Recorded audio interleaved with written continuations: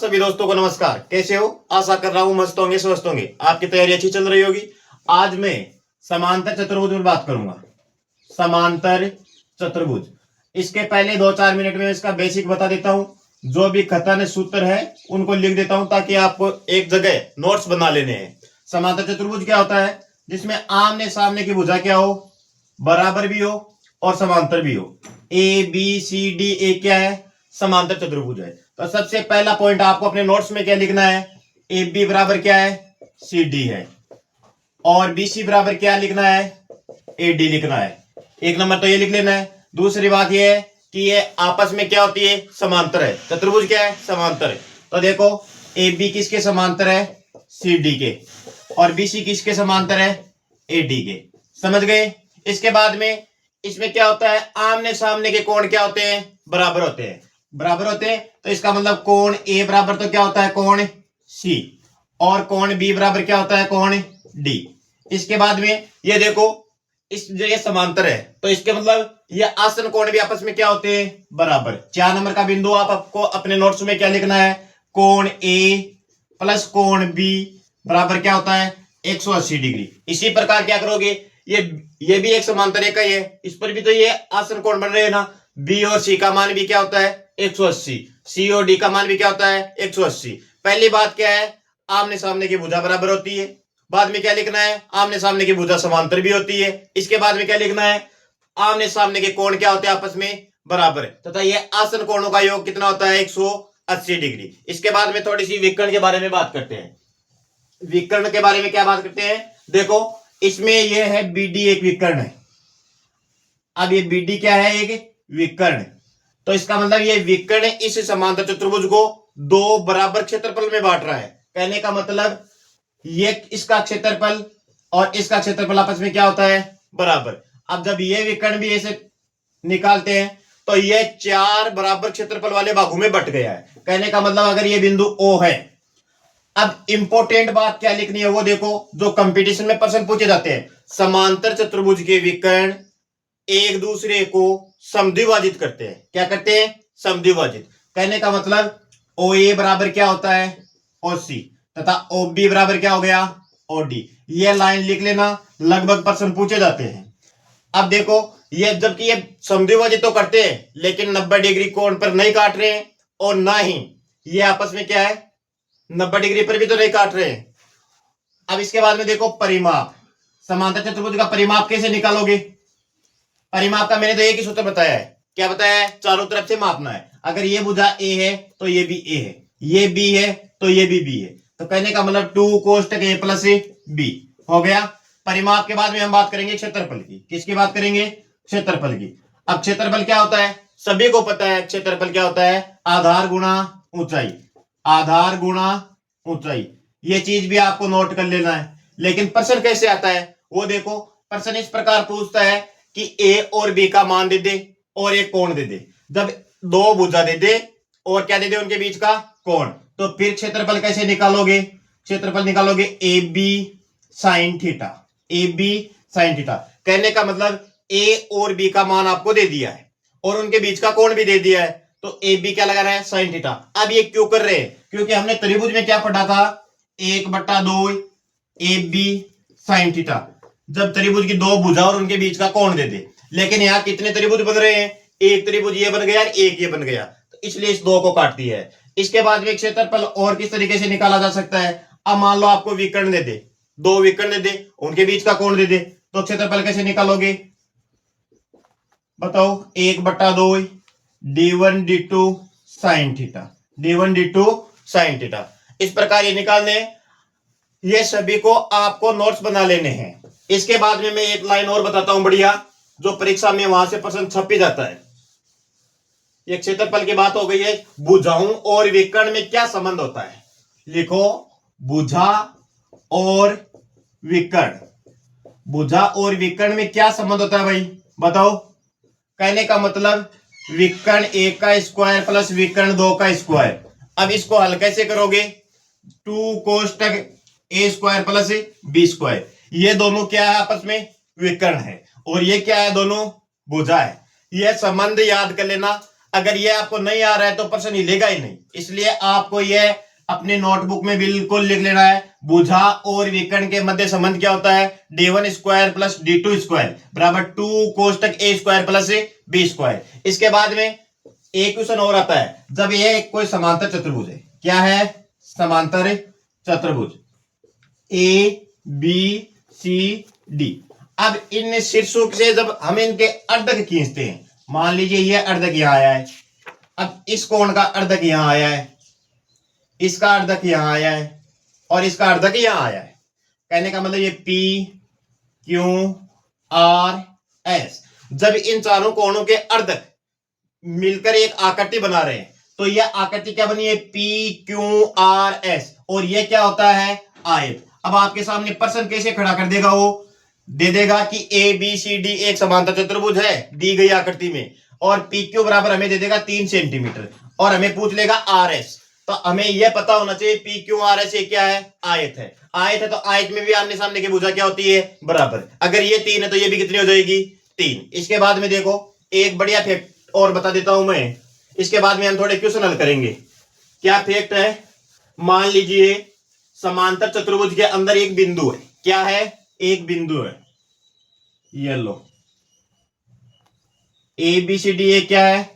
समांतर चतुर्भुज। और इसके अंदर कोई बिंदु मान लो पी। अब इस पी को इनसे मिला दो शीर्षों से, ये लो। अब ये कोई जरूरी नहीं है कि ये विकर्ण है, मैंने सिर्फ बिंदु माना है पी। और इसमें प्रश्न किस प्रकार आता है? इस त्रिभुज का क्षेत्रफल, इस त्रिभुज का क्षेत्रफल और ऊपर वाले त्रिभुज का क्षेत्रफल का योग इस 3 नंबर और 4 नंबर वाले क्षेत्रफल के बराबर होता है। कहने का मतलब त्रिभुज ए पी और बी प्लस त्रिभुज सी पी डी आका क्या, इनका क्या करना है? क्षेत्रफल है। और इनका क्षेत्रफल का योग किसके बराबर होता है? 3 नंबर और 4 नंबर। त्रिभुज सी पी बी तथा त्रिभुज सी नहीं डी ए पी डी के बराबर होता है। अब आपको प्रश्न कैसे देगा? प्रश्न इस प्रकार देगा, इसका और इसका क्षेत्रफल दे देगा और एक इसका दे देगा और इस वाले का पूछ लेगा। अगर यह आपको अगर ये चीज याद है तो प्रश्न कर लोगे, वरना तो बहुत ज्यादा मुश्किल हो जाएगा। 5-7 मिनट कर लोगे फिर भी आंसर नहीं आएगा। कहने का मतलब समांतर चतुर्भुज के अंदर एक बिंदु P है जिसको इनके शीर्षों से मिलाया गया है, तो इनके 1 व 2 के क्षेत्रफल का योग 3 और 4 के क्षेत्रफल के योग के बराबर होता है। अब मैं आपके सामने कुछ क्वेश्चन लाता हूं, इन सभी बिंदुओं को एक पेज पे लिख लेना। इसके बाहर समांतर चतुर्भुज का कोई भी क्वेश्चन आपको बाहर नहीं मिलेगा। अब देखो प्रश्न कैसे आते हैं, मैं आपके सामने प्रश्न रखता हूं। देखो एक क्वेश्चन दे रखा है, एक समांतर चतुर्भुज एबीसीडी है। क्या है? A B C D. ये लो समांतर चतुर्भुज हो गया ए बी सी और डी। इसमें कोण ए का मान दे रखा है 3x - 20 और कोण सी का मान दे रखा है x + 40। x + 40। अब हमें पूछा है बी का। किसका पूछा है? बी का। देखो कैसे निकालोगे, मैंने अभी ये बताया है कि समांतर चतुर्भुज में आमने सामने के कोण क्या होते हैं? आपस में बराबर। इसका मतलब 3x - 20 बराबर x प्लस क्या हो गया? 40। अब ये x उधर जाएगा तो कितना बन जाएगा? 2x, और ये इधर आएगा तो कितना बन जाएगा? 60। तो x का मान कितना आ गया? 30। अब x का मान अगर 30 आ गया है तो 30 या 90 में से 20 निकालोगे कितना बनेगा? ये एक कोण कितने का आया है? 70 का आया है। तो ये 70 का आया है। इसके बाद में मैंने कहा क्या कहा था? ये एक आसन भुजा है, इस पर बनने वाले कोणों का योग कितना होता है? 180 डिग्री। कहने का मतलब कोण ए प्लस कोण बी, और इसका मान कितना होता है? 180 डिग्री। अभी ए का मान कितना आया है? 70 डिग्री। कितना आया? 70 प्लस कोण बी बराबर कितना हो गया? 180। ये 70 इधर आकर किसका हो जाएगा? माइनस का। तो कोण बी बराबर कितना आ जाएगा? 110। बोलो समझ में आया? देखो अगला क्वेश्चन, ये समांतर चतुर्भुज की जितनी भी मैंने प्रॉपर्टी बताई है, इन प्रॉपर्टी से बाहर शायद ही आपको कोई क्वेश्चन मिले। जब भी पेपर लेंथी आएगा या थोड़ा मुश्किल में डालेगा तो जो मैंने अंदर बिंदु पी बताया है वो क्वेश्चन मुझे अच्छा लग रहा है। इसके बाद में देखो एक क्वेश्चन है, समांतर चतुर्भुज की 2 भुजाएं दे रखी है, 15 दे रखी है और 10। कहने का मतलब ए बराबर तो दे रखा है 15, बी बराबर दे रखा है 10, और यदि बड़ी भुजाओं के बीच की दूरी दे रखी है, ये लो ए बी सी और डी, ये क्या है, समांतर चतुर्भुज है। ये 15 है तो ये भी क्या होगी 15, और ये 10 है तो ये भी कितनी होगी 10। अब कह रखा है कि दोनों बड़ी भुजाओं के बीच की दूरी, और ये बीच की दूरी आपको कितनी दे रखी है 8। अब ये क्वेश्चन मैंने क्विज में भी डाला था। अब इसका कोई बड़ा सॉल्यूशन है नहीं। कहने का मतलब आधार गुणा क्या होता है ऊंचाई, आधार गुणा क्या होता है ऊंचाई। तो बताओ इसका क्षेत्रफल कैसे आएगा, 15 गुणा 8, 15 गुणा 8 समांतर चतुर्भुज का क्षेत्रफल आएगा। अब मान लो आधार ये है तो इनके बीच की दूरी भी हमें ज्ञात करनी है। प्रश्न में पूछा क्या है, ए बी सी डी एक समांतर चतुर्भुज है जिसकी आसन भुजाएं 15 व 10 है। बड़ी भुजाओं के बीच की दूरी हमें दे रखी है 8, और छोटी भुजाओं के बीच की दूरी हमें पूछी है। तो मतलब आधार गुणा ऊंचाई, तो इसी प्रकार आधार गुणा इन छोटी भुजाओं के बीच की दूरी भी निकालेंगे। 15 एंटी 120 बटे 10 बराबर क्या आ जाएगा H2। अब H2 का मान कितना आ गया है 12। कहने का मतलब से ये आधार ये लो कुछ भी लो, समांतर चतुर्भुज का क्षेत्रफल हमेशा सेम ही आता है। इसका मतलब इसकी ऊंचाई कितनी आ गई है 10। देखो एक दो क्वेश्चन और करवाता हूं मैं आपको बढ़िया। क्वेश्चन नंबर 3 क्या बोल रहा है, क्वेश्चन नंबर 3 देखो। अब क्वेश्चन नंबर 3 है, एक समांतर चतुर्भुज है और उसकी भुजा दे रखी है हमें 11 सेंटीमीटर और 13 सेंटीमीटर, और उसके एक विकर्ण का मान दे रखा है 20, और हमें पूछा है दूसरे विकर्ण का मान। बताओ, अभी अभी मैंने बताया था कि भुजाओं और विकर्ण के मध्य संबंध क्या होता है। एबीसीडी एक समांतर चतुर्भुज है जिसकी आसन भुजाएं 11 व 13 सेंटीमीटर है। एक विकर्ण में देकर रखा है 20 और दूसरा विकर्ण हमें पूछा है। अगर भुजाओं और विकर्ण के मध्य संबंध आपको पता है तो कैसे निकालोगे, d1 का स्क्वायर प्लस d2 का स्क्वायर बराबर 2 कोष्टक a square plus b square, यही है। अब d1 कितना दे रखा है 20, 20 का स्क्वायर कितना होता है 400 प्लस d2 का स्क्वायर कोष्टक 2 a स्क्वायर का मतलब 11 का स्क्वायर, और 11 का स्क्वायर कितना होता है 121। अब 13 का स्क्वायर कितना होता है 100 गुणनतर, ये कितने हो गए 290, 290 गुणा 2 कितना हो जाएगा 29 दूना 58, 580 बराबर 400 प्लस d2 का स्क्वायर। अब d2 का स्क्वायर बराबर 580 में से 400 निकालोगे, बताओ कितना आएगा 180। अब ऑप्शन में आपको 180 नहीं देगा, ऑप्शन में हमें d2 का मान निकालना है तो इसका अंडर रूट ले लेंगे। अब 180 का पहले टुकड़े कर लो, 3 3 9 दूनी 18 और 5 दूनी 10। अब बताओ स्क्वायर जब रूट लेंगे तो एक तो 3 बार आ जाएगा, एक क्या जाएगा 2 बार आ जाएगा, अंडर रूट में बचाएगा 5, 3 दूनी 6।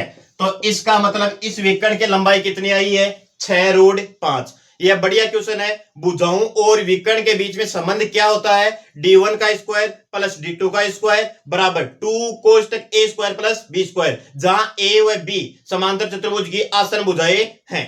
इसके बाद में देखो समझ में आ रहा है, अगर समझ में आ रहा है तो वीडियो को लाइक और शेयर जरूर करना भाई।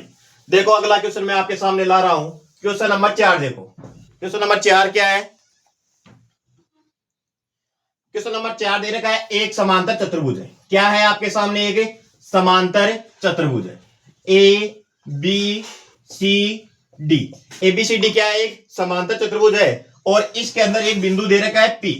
क्या दे रखा है पी, और इस पी को इन शीर्षों से मिलाया है, इन शीर्षों से मिलाया है। इसके बाद में हमें कहा है कि ए पी बी 24 है, और देखो बी पी सी ये 18 है, इसके बाद सी पी डी ये 30 है, और इस बात का हमें क्षेत्रफल पूछ लिया है। ये क्वेश्चन इंपॉर्टेंट है, जब भी पेपर हार्ड आएगा क्वेश्चन ऐसा ही मिलेगा।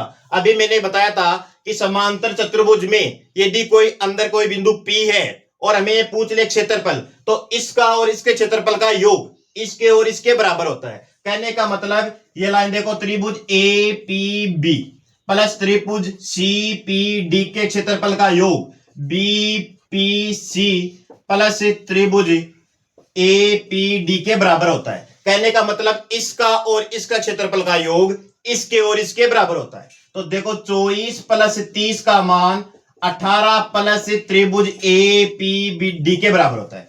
अब 24 और 30 कितने हो गए 54, और 54 में से 18 निकालोगे कितना आएगा 36 सेंटीमीटर स्क्वायर। इसका मतलब इसका क्षेत्रफल कितना आ गया 36। बढ़िया क्वेश्चन है, इसी प्रकार के क्वेश्चन आपके समांतर चतुर्भुज में देखने को मिलेंगे। अब क्वेश्चन नंबर 5 देखो, क्वेश्चन नंबर 5 है, बढ़िया क्वेश्चन मैं आपके सामने ला रहा हूं। अब ये क्वेश्चन नंबर 5 ये दे रखा है, एक समांतर चतुर्भुज है और उसकी आसन भुजाएं दे रखी है। आसन भुजाएं कितनी है? 8 और 10, और उनके बीच का कोण दे रखा है, और बीच का कोण कितना दे रखा है? 30 डिग्री। अब हमें पूछा है इसका क्षेत्रफल। कहने का मतलब ये एक कोई समांतर चतुर्भुज है। क्या है? समांतर चतुर्भुज ए बी सी डी, और ए का मान दे दिया है 8, 10, और इनके बीच का कोण दे दिया है 30 डिग्री। अब हमें इसका क्षेत्रफल पूछा है। अभी मैंने बताया था कि यदि समांतर चतुर्भुज में दो भुजाएं दे दे और उनके बीच का कोण दे दे तो क्षेत्रफल कैसे ज्ञात करोगे? A B sine theta. अब ए का मान कितना है? 8, बी का मान कितना है? 10, और थीटा का मान कितना है? 30 इंटू साइन 30। अब साइन 30 का मान आना आपको जरूरी है। 8 गुणा 10। अब साइन 30 का मान कितना होता है? 1/2। बोलो, ये लो 4, कितना आया? 40। इसका मतलब इस समांतर चतुर्भुज के क्षेत्रफल का मान कितना होगा? 40 सेंटीमीटर स्क्वायर। अब इसी प्रकार मान लो दो विकर्ण दे दे और उनके बीच का कोण दे दे तो क्षेत्रफल कैसे निकालोगे? 1/2 d1 गुणा d2 साइन थीटा। और इसकी दो भुजाएं दे दिए तो ये सूत्र याद होना ही चाहिए। अब ये सूत्र मैंने क्या बताया था? त्रिभुज में। लेकिन त्रिभुज में क्या लगा रहा था? 1/2। 1/2 क्यों लगा रहा था? ये देखो, इसीलिए लगा रहा था। इसमें कितने त्रिभुज बन रहे हैं? 2, इसलिए इस 2 को हटा दिया है। देखो बढ़िया क्वेश्चन आपके सामने। अगर भाई वीडियो अच्छा लग रहा है तो इसको लाइक जरूर करना है, और कमेंट में भी अच्छे अच्छे कमेंट डालो ताकि मेरे को भी मोटिवेशन मिले। अगला क्वेश्चन आपके सामने है, एक बढ़िया क्वेश्चन है, और यह क्वेश्चन वास्तव में परीक्षा में छपने वाला है। एबीसीडी हमें एक समांतर चतुर्भुज दिया है, और दिया है ई है वो भुजा बीसी का मध्य बिंदु है। क्या है? का मध्य बिंदु है। ये लो मध्य बिंदु। अब पूछा क्या है? त्रिभुज ए डी और ई का क्षेत्रफल पूछा है। क्या पूछा है? इसका क्षेत्रफल पूछा है, जबकि एबीसीडी का क्षेत्रफल हमें दे रखा है। कहने का मतलब समांतर चतुर्भुज का क्षेत्रफल हमें दे रखा है। समांतर चतुर्भुज का क्षेत्रफल हमें दे रखा है। समांतर चतुर्भुज का क्षेत्रफल क्या हो सकता है? देखो, ये एक समांतर चतुर्भुज है। क्या है? ए बी सी और डी। एबीसीडी का क्षेत्रफल हमें दे दिया है, ठीक है। अब क्या कहा है? भुजा ई है, ये बिंदु ई है, इस बीसी का क्या है? मध्य बिंदु है, और हमें पूछा क्या है? A D E. अब इस त्रिभुज का क्षेत्रफल पूछा है। अब ये बिंदु चाहे ई मध्य में हो चाहे साइड में हो, हमेशा इस त्रिभुज का क्षेत्रफल समांतर चतुर्भुज के क्षेत्रफल का आधा होता है। ये लाइन याद कर लेना, बढ़िया क्वेश्चन है। क्या लिखोगे? त्रिभुज ए डी ई का क्षेत्रफल कैसे निकालोगे? 1/2 गुणा समांतर चतुर्भुज का क्षेत्रफल। समांतर चतुर्भुज का क्षेत्रफल। अब बताओ, समांतर चतुर्भुज का क्षेत्रफल कितना दे रखा है हमें? 1/2 कितना दे रखा है? 120। तो बताओ कितना आया? 60। पीछे देखो क्या बोल रहा था? ई कोई भी बिंदु इस लाइन पे, अगर इस त्रिभुज का क्षेत्रफल हमें पूछ रहा है तो समांतर चतुर्भुज के क्षेत्रफल का क्या होगा? आधा होगा। समझ में आ रहा है? ये लाइन भी बिल्कुल अंडरलाइन करके नोट्स में हाईलाइट कर लेना। पेपर हार्ड बनाएगा तो ये 2-3 जो मैंने खत्म बताए हैं इनमें से ही बनाएगा, बाकी तो इजी इजी क्वेश्चन रहते हैं। देखो अगला क्वेश्चन, 1-2 क्वेश्चन आपको मैं और करवा देता हूं, फिर शाम को जब क्विज करेंगे तो मजा आएगा। देख लेना, पिछले वाले चारों वीडियो आप देखना। इसके बाद में दे रखा है एक समांतर चतुर्भुज है, और समांतर चतुर्भुज की भुजाओं का अनुपात दे रखा है। आसन भुजाओं का अनुपात कितना दे रखा है? 4:5, और हमें दे रखा है परिमाप। कितना दे रखा है? परिमाप। अब परिमाप कितना होता है? 108 सेंटीमीटर। और इसके बाद में पूछा है भुजाओं की लंबाई। अब भुजाओं की लंबाई, ये कोई क्वेश्चन का लेवल है नहीं, भुजाओं की लंबाई हमें पूछी है। अब बताओ समांतर चतुर्भुज का परिमाप क्या होता है? परिमाप का सूत्र याद हो या ना हो? परि यानी चारों तरफ होता है। आपने हिंदी में पढ़ा होगा कि परि का मतलब चारों तरफ, और माप यानी मापना, चारों तरफ से माप लो इसको। तो ए बी, दो तो ए हो गए और दो भी क्या हो गए? बी। दो को बाहर ले लो, ए प्लस बी, और ए प्लस बी का मान कितना दे रखा है? 108। इस 2 से निकालोगे कितना आएगा? 54। अब कहने का मतलब भुजाओं का अनुपात क्या है? 4:5 में। 4:5 में, 4:5 में, तो इसका मतलब 9 का मान कितना हो गया है? 54। तो 1 का मान कितना आया? 6। 1 का मान 6 आया तो 4 का मान कितना आया? 6 चौकी 24, 6 पंजो 30। अब दोस्तों सुनो मेरी बात, और इसको शेयर भी करना, क्योंकि मैं आपके लिए मेहनत कर रहा हूं तो आपको भी थोड़ा बहुत कुछ करना है। अगर किसी भी प्रकार का कोई भी क्वेश्चन जिसमें आपको डाउट है, टेलीग्राम पर मेरे को फोटो भेज देना। जब भी मेरे को समय मिलेगा मैं आपको इसका सॉल्यूशन जरूर दूंगा। जितना मैं बेस्ट दे सकता उतना बेस्ट दूंगा। आप ये वीडियो देखने के बाद आज शाम वाले क्विज करना, मजा ना आए तो मेरे को बता देना। चलो मिलते हैं नए वीडियो में, तब तक धन्यवाद।